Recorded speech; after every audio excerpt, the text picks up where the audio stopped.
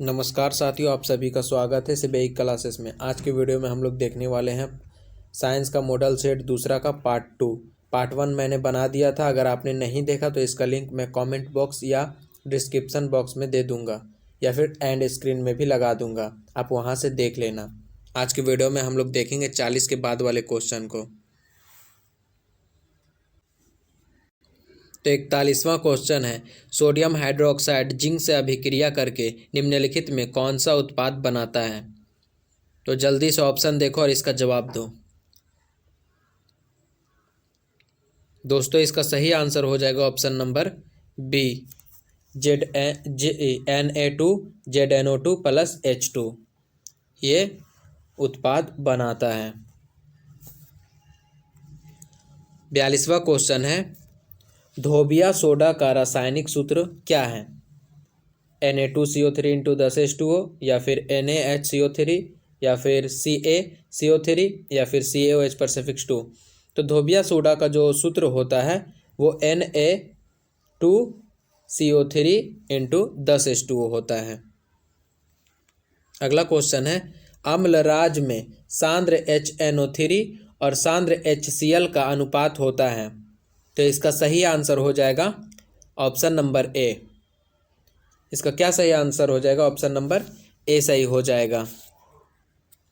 यहाँ पे कंफ्यूज मत होना, HCl का अनुपात जो होता है वो 3 होता है, हमेशा याद रखना। HCl का अनुपात 3 होता है और HNO3 का अनुपात 1 होता है। तो यहाँ पे जो HCl है, HCl का अनुपात 3 होगा और HNO3 का अनुपात 1 होगा। अगला क्वेश्चन देखते हैं, किसी अभिक्रिया में भाग लेने वाले पदार्थ कहलाते हैं उत्पाद, अभिकारक, ऑक्सीकारक या फिर अवकारक। तो किसी भी अभिक्रिया में जो पदार्थ भाग लेता है उसे अभिकारक कहते हैं। बी सही हो जाएगा। अगला क्वेश्चन है, निम्नलिखित में कौन अम्लीय ऑक्साइड है।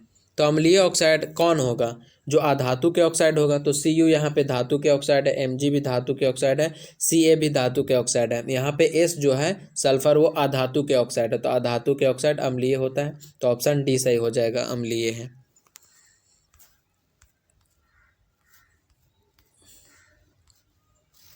अगला क्वेश्चन है, निम्नलिखित में कौन सा पदार्थ का जलीय घोल लाल लिटमस पत्र को नीला कर देता है। ऑप्शन है अम्ल, क्षार, अम्ल एवं क्षार दोनों या फिर इनमें से कोई नहीं। तो अम्लीय घोल लाल लिटमस को, कौन सा जलीय घोल जो लाल लिटमस को नीला करता है, नीला जो करता है वो विलयन हो जाएगा क्षार का विलयन, क्षार का घोल हो जाएगा। ऑप्शन बी सही हो जाएगा। जो लाल से नीला करता है या फिर जलीय विलयन को नीला करता है तो भी वो क्षार हो जाएगा, और लाल जो करेगा वो अम्ल हो जाएगा। तो यहाँ पे पूछ रहा है कि लाल लिटमस पत्र को नीला कौन करता है, तो नीला कर रहा है यानी क्षार हो जाएगा। ऑप्शन बी सही होगा। स्वस्थ शरीर का पीएच मान कितना होता है। तो स्वस्थ शरीर का पीएच मान 7.0 से 7.8 होता है। ऑप्शन सी सही हो जाएगा। निम्नांकित यौगिकों में कौन जल में विलेय है। कार्बन डाइऑक्साइड, बेंजीन, मेथेन या फिर ग्लूकोज होगा यहाँ पे। तो जो ग्लूकोज है,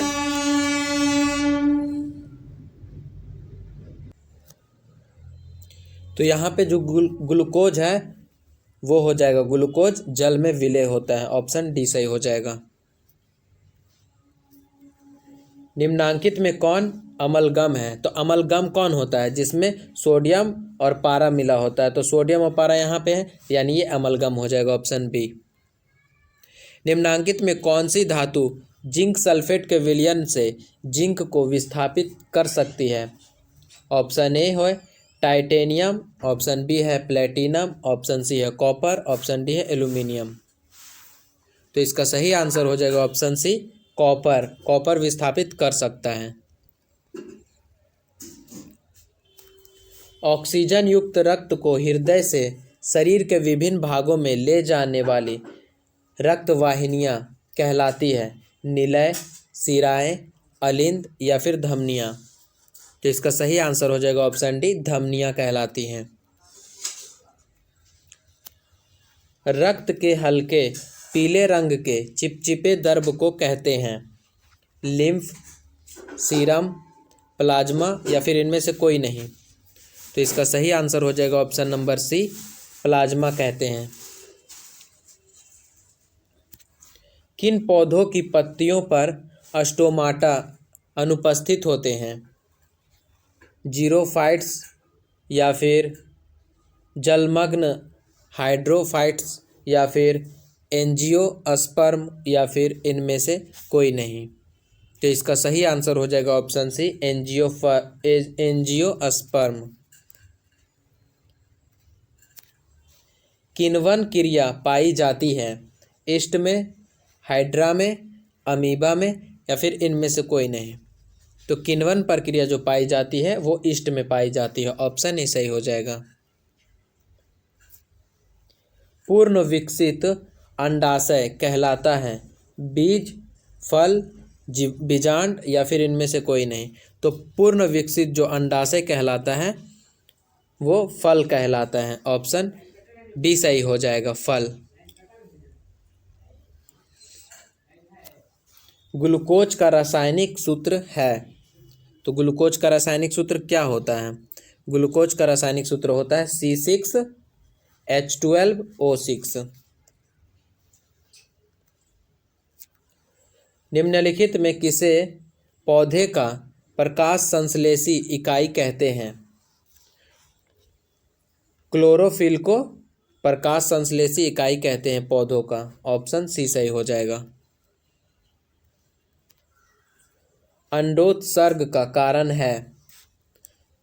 क्या कारण है? तो अंडोत्सर्ग का जो कारण है LH कारण है, ऑप्शन बी सही हो जाएगा।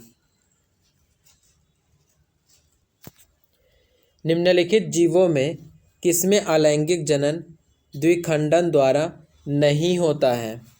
लेशमानिया में, पैरामीशियम में, ईस्ट में या फिर अमीबा में?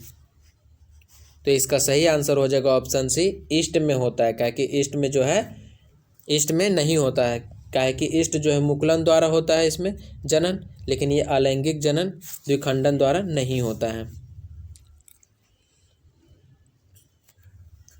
प्रकृति में ऑक्सीजन का संतुलन कैसे बना रहता है? तो प्रकृति में जो ऑक्सीजन का संतुलन है वो प्रकाश संश्लेषण द्वारा बना रहता है, ऑप्शन बी सही हो जाएगा। भोजन के पाचन में निम्नलिखित में किस रस की भूमिका होती है? तो भोजन के जो पाचन में इनमें से सभी हो जाएगा। पित्त रस की भी आवश्यकता होती है, अग्नाशय रस भी और आंत्र रस भी, इनमें से सभी हो जाएगा। ट्रिप्सन नामक एंजाइम पाया जाता है पित्ताशय में, अग्न्याशय रस में, आंत्र रस में या फिर जठर रस में? तो इसका सही आंसर हो जाएगा ऑप्शन बी, अग्न्याशय रस में पाया जाता है ट्रिप्सिन नामक एंजाइम। आहार नाल का सबसे लंबा भाग है? ग्रसनी, छोटी आंत, अमाशय या फिर ग्रासनली? तो आहार नाल का जो सबसे लंबा भाग है वो छोटी आंत है, ऑप्शन बी सही हो जाएगा। मनुष्य में पाचन क्रिया का आरंभ कहाँ से होता है? ग्रसनी से, मुख गुहा से, अमाशय से या फिर छोटी आंत से? तो मनुष्य में जो पाचन का क्रिया आरंभ होता है वो मुख गुहा से ही हो जाता है, ऑप्शन बी सही हो जाएगा। निम्नलिखित में कौन वसा के पाचन में सहायक होता है? टाइलिन, लाइपेज, माल्टेज या फिर लैक्टेज? तो वसा के पाचन के लिए जो सहायक होता है, ऑप्शन बी सही हो जाएगा, लाइपेज होता है सहायक। ग्लाइकोलिसिस की प्रक्रिया संपन्न होती है केंद्रक में, कोशिका द्रव्य में, माइटोकॉन्ड्रिया में या फिर स्टोमाटा में? तो इसका सही आंसर हो जाएगा ऑप्शन बी, कोशिका द्रव्य में, ऑप्शन बी सही होगा, कोशिका द्रव्य। ओजोन परत है हानिकारक, उच्च ताप पर लाभदायी या फिर इनमें से कोई नहीं? तो ओजोन परत जो है वो हमारे लिए तो लाभदायी है, ऑप्शन सी सही हो जाएगा।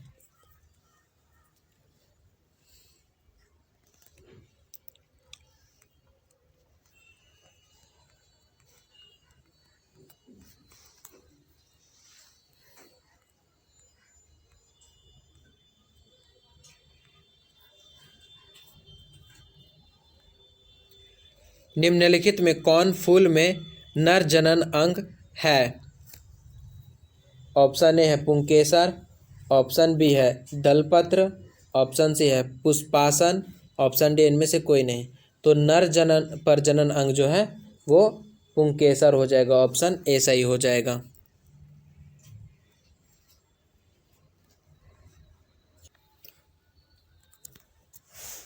पौधों में श्वसन क्रिया के अंतर्गत एटीपी के टुकड़े टूटने से कितनी ऊर्जा मुक्त होती है? तो इसका सही आंसर हो जाएगा ऑप्शन ए 30.5 किलोजूल पर मोल। इथाइल अल्कोहल किस प्रकार के श्वसन से बनता है? तो इथाइल अल्कोहल जो बनता है अवायवीय श्वसन से बनता है, ऑप्शन बी सही हो जाएगा। रक्त में उपस्थित कौन सी कणिकाएं श्वसन गैसों के परिवहन में भाग लेती हैं? लाल रक्त कणिकाएं, श्वेत रक्त कणिकाएं, ए और बी दोनों, या फिर इनमें से कोई नहीं। तो इसका सही आंसर हो जाएगा ऑप्शन ए लाल रक्त कणिकाएं भाग लेती हैं। अगला क्वेश्चन है पादप अपशिष्ट जमा होते हैं, कहाँ जमा होते हैं पादप अपशिष्ट? पत्तियों में, छाल में, कोशिकीय रिक्तिकाओं में, या फिर इनमें से सभी में? तो इसका सही आंसर हो जाएगा ऑप्शन डी, इनमें से सभी में जमा होता है। मनुष्य की आहार नाल का कौन सा भाग किसी एंजाइम को स्रावित नहीं करता है? मुंह नहीं करता है, ग्रास नली नहीं करता है, अमाशय नहीं करता, या फिर इनमें से कोई नहीं? तो इसका सही आंसर हो जाएगा ग्रास नली नहीं करता है, ऑप्शन बी सही हो जाएगा। मूत्र की सांद्रता किसकी उपस्थिति पर निर्भर करती है? तो मूत्र की जो सांद्रता निर्भर करती है वो एडीएच पर निर्भर करती है, ऑप्शन बी सही हो जाएगा। कौन सा हार्मोन पौधों की वृद्धि से संबंधित नहीं है? तो पौधों की वृद्धि से जो संबंधित नहीं हार्मोन है उसका सही आंसर हो जाएगा ऑप्शन डी एब्सिसिक अम्ल।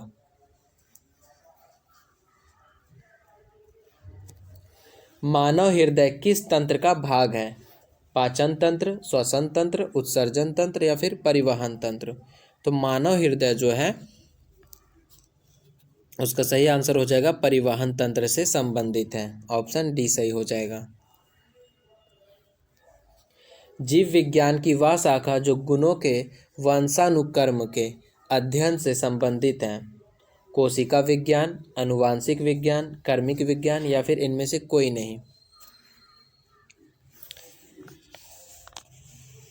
तो इसका सही आंसर हो जाएगा ऑप्शन सी कर्मिक विज्ञान, कर्मिक विज्ञान।